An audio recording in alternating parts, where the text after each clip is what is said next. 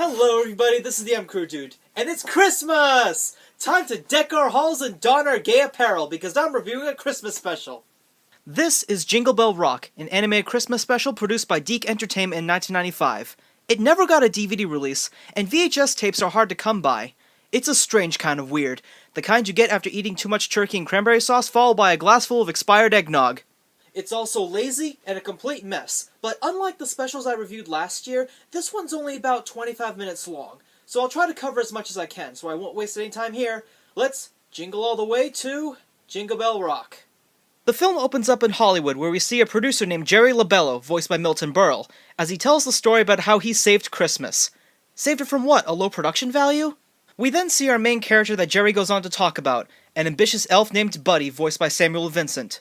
I'm singing, I'm in a store, and I'm singing, I'm in a store, and I'm singing. I wish. This is an actual elf named Buddy, and he traveled to Hollywood with his two partners with hopes of becoming famous musicians. Nothing like that at the North Pole. How'd you like to deck the halls with those, huh, Art? Ah yes, as you can see, I've decorated my halls pretty well this year. You know, people don't come over anymore. Jerry talks about how Buddy created the song Jingle Bell Rock, and then we just sloppily return to him. Not to mention this bit of animation has already been recycled 3 times already, and we're barely a minute in. The title appears over the snow as we pan towards the North Pole because that's never been done before. We then discover that Santa is in a financial crisis because he overspent on presents, and might have to cancel Christmas altogether. Oh, we can't cancel Christmas. Wait a minute, was that the same voice recording as before?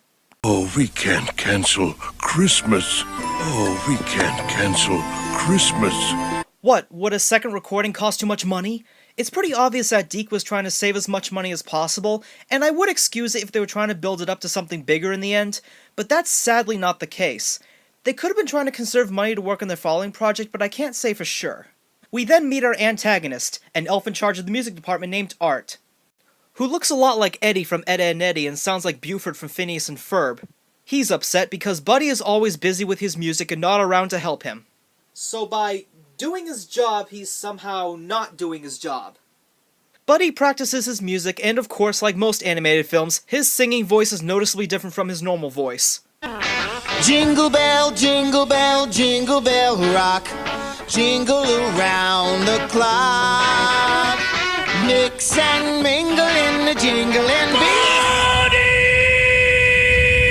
Until he gets interrupted by Art with his demonic megaphone. Sir, if you just hear my new Christmas song, you'd change your mind. It's great. It's like nothing you've ever heard before. A whole new sound for Christmas. What do I always say? No, no, and no! But you gave me your word. And it's almost Christmas. I don't want to hear about it. I'm telling you, we don't need no more Christmas songs. If we did, Santa would ask the head of the music department, me, for the new song. Have you heard any mainstream radio station in December? They play nothing but the same 15 songs on repeat. Trust me, we are in dire need of new classics. Just as long as Simple Plan has no involvement. Santa announces that Christmas will have to be cancelled and puts everyone in despair, but Buddy decides to sell his song to Hollywood to earn enough money to help Santa. Art, however, wants to steal Buddy's opportunity in order to gain respect from Santa. Oh, so now he cares about music! So they have Buddy be a pack mule while he drags a sleigh filled with, I don't know, food and blankets I guess, through the snow. And he is somehow able to carry it all on his back when they arrive. Here we see a repeat of the jokes that we already saw at the beginning. How'd you like to deck the halls with those, huh, Art? We've done all this before. Buddy attempts to offer his song but quickly gets rejected for some reason. And what kind of sound effect was that for a splash? No, seriously, how many sound effects can we put over that? Buddy does soon find a studio where auditions are being held, so Art and his partner Richie decide to join in too to steal his glory. As they're waiting, Buddy overhears someone singing. One is the King of Israel. Of course she has to go through this cliched story arc. She's too shy to sing at first, but with the guidance of a newfound friend, she overcomes her fears. Already I stopped caring. came the first snow. Well, Just a little bit louder, because this song is intended for humans, okay? Why not, Charlie? Why not? Imagining the audience in their underwear. Huh, takes the edge off every time. I'm sorry, but when does that ever work? Usually for most people, staring at nudists isn't a very funny or relaxing thing to do. Hey, I know. Why don't you just picture everybody naked? Naked? Yeah. Okay. I don't like doing this. So the girl, whose name is Holly by the way, overcomes her stage fright and impresses the producer even after the bottom half of her legs disappeared in between shots. I knew you could do it. A nightingale, smooth as glass. did you really like it, Uncle Jerry? Wait a minute, that's her uncle? So much for suspense then.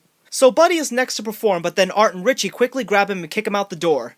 Yeah, a little confused as why they didn't do that in the first place. With Buddy gone, Art and Richie then get on stage and start performing horrendously bad music. Against his better judgment, Jerry then selects them as the final act on the show. Yeah, after he scoffed and turned green with disgust. I wonder if this is how Brokencyde became famous. So Buddy feels saddened and attempts to give up, but a little boy who he spoke to for a couple seconds gives him his lucky glove for support. Kinda random. I know we have to have a moment where the protagonist is about to call it quits, but the way this scene is structured is totally pointless. They barely spoke, so there's no emotional weight in how Buddy feels defeated. He just goes right back to the way he was before and returns to the show right after. Art throws Buddy's song into the wind where it flies into the only opened window in Hollywood, which just so happens to be Holly's. What are the odds? In seconds, Buddy finds her and they both agree to sing the song together. When they go to the office, they overhear that Jerry rigged the show so that Holly would be an easy win over a less talented performer.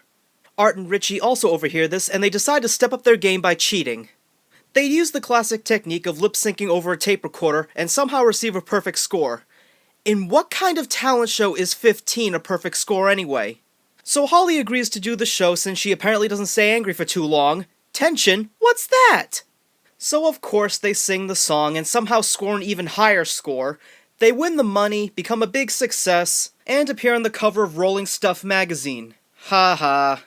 With all the money given to Santa, Buddy is promoted to head elf of the music department, and Art and Richie are stuck cleaning the reindeer stable. The special ends as Jerry wraps up the story and this bit of animation recycles for the 5th time. What do you mean it sounds like I'm taking too much credit?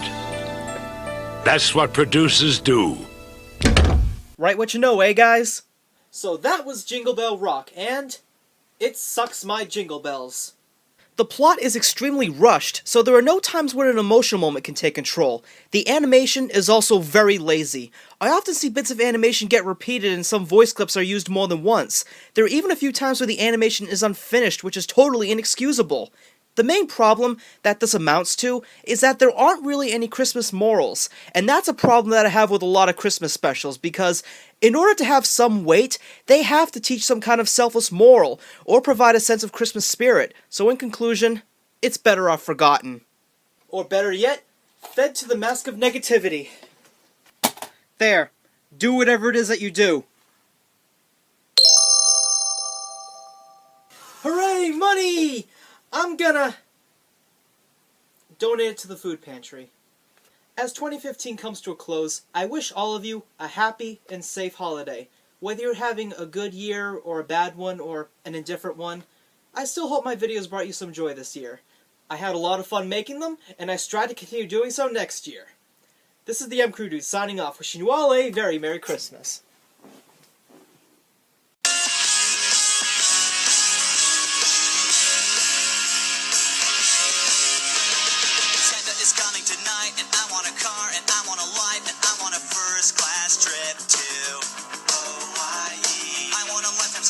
Skittles, Slurpees, and Eskimo pies. I want a DVD, a big screen TV.